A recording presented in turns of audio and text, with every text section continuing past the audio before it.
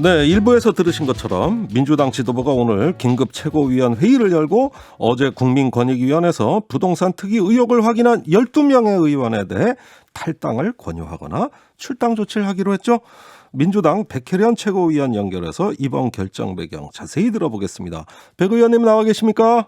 네, 안녕하세요. 네, 안녕하세요.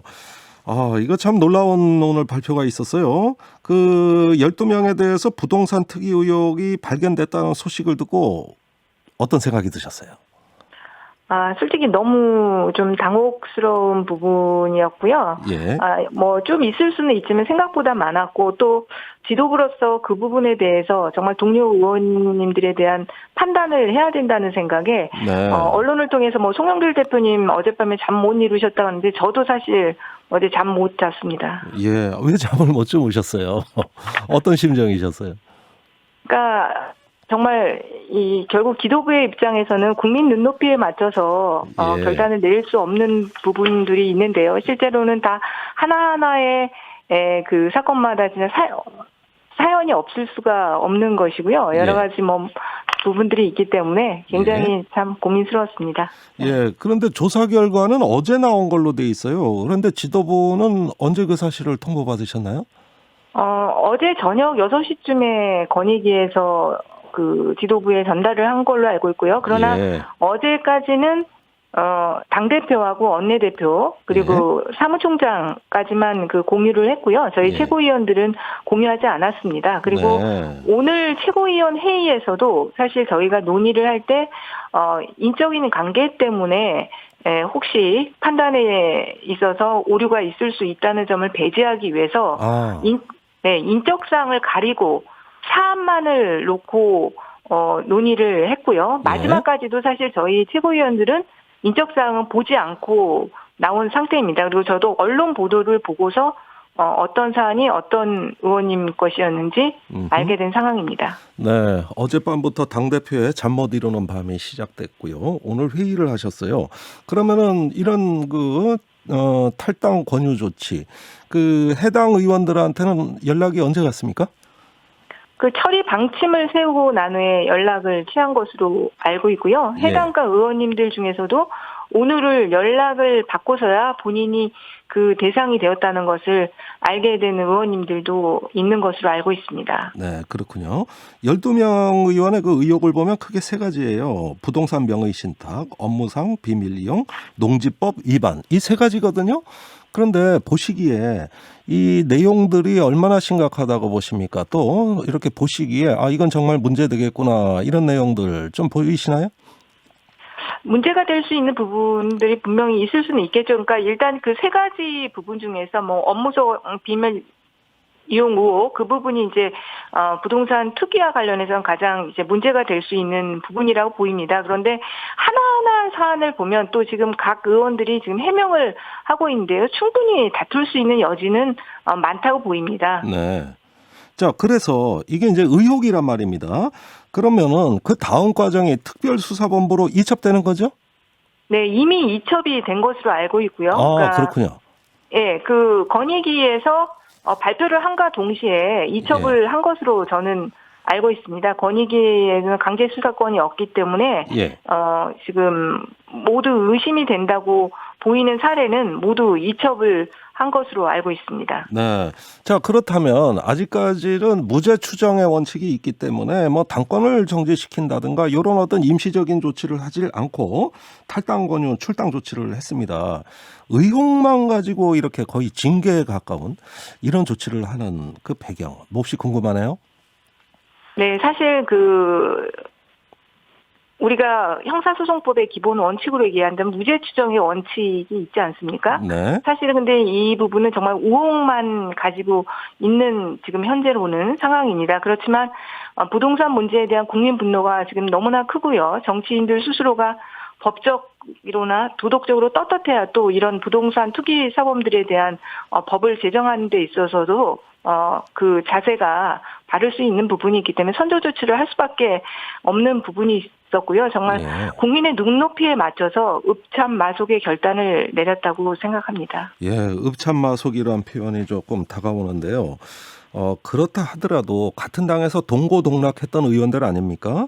그런데 최고위에서 오늘 두 차례나 열린 걸 보면은 격론이 오고 갔을 것 같아요. 어떤 이야기들 나왔습니까?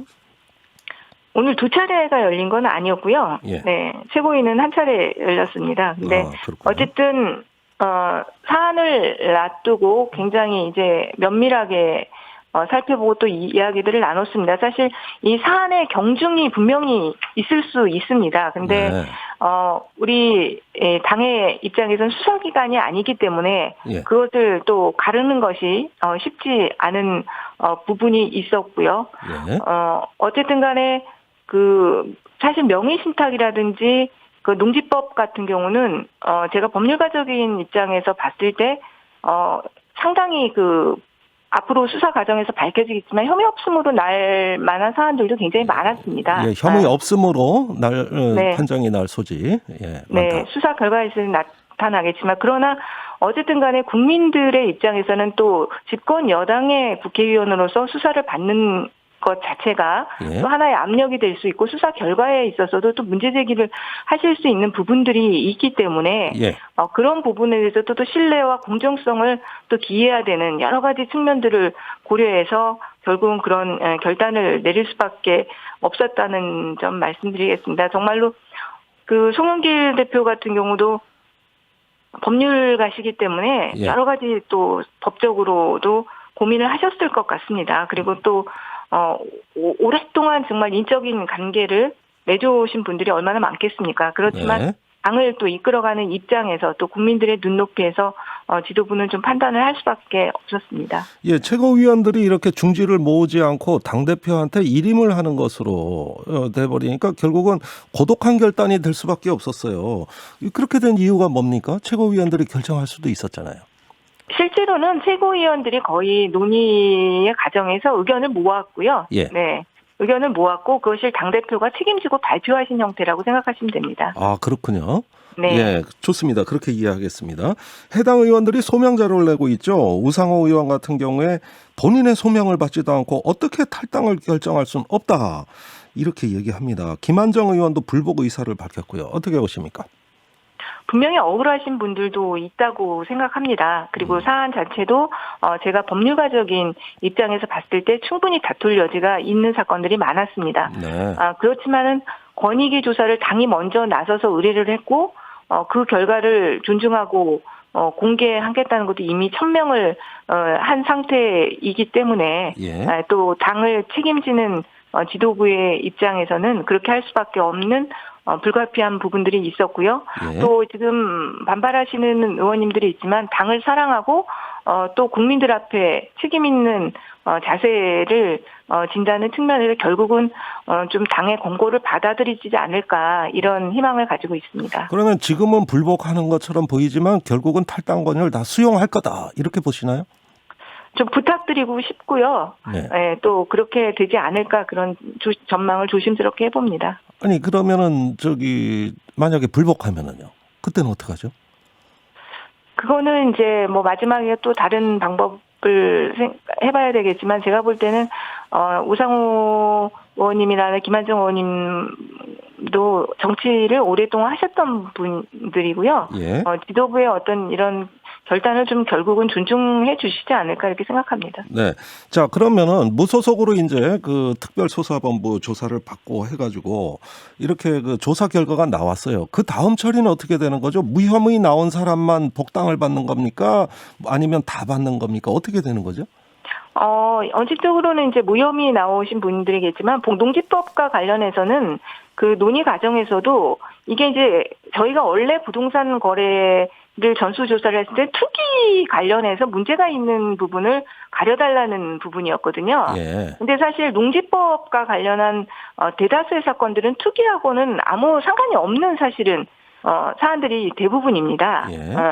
근데 이제 경작을 하지 않고 있다는 그리고 또는 사소한 법규 위반 이런 문제들이 많았습니다. 그래서 그거와 관련해서는 좀 구체적인 처리 결과에 따라서 좀 달리 판단해 볼 필요는 있을 것 같습니다. 그러니까 예.